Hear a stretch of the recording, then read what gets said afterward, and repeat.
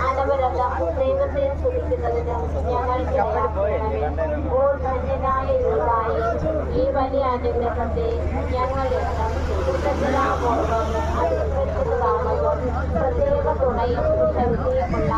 ഞങ്ങളുടെ പരീക്ഷനായി അങ്ങേ വഹിക്കുന്നതിൽ ഞങ്ങൾ ഒരിക്കലും ഉറപ്പുവരുത്തി കഴിഞ്ഞെന്ന് അങ്ങയോടുള്ള സഹായം അപേക്ഷിക്കുകയും ചെയ്യുന്ന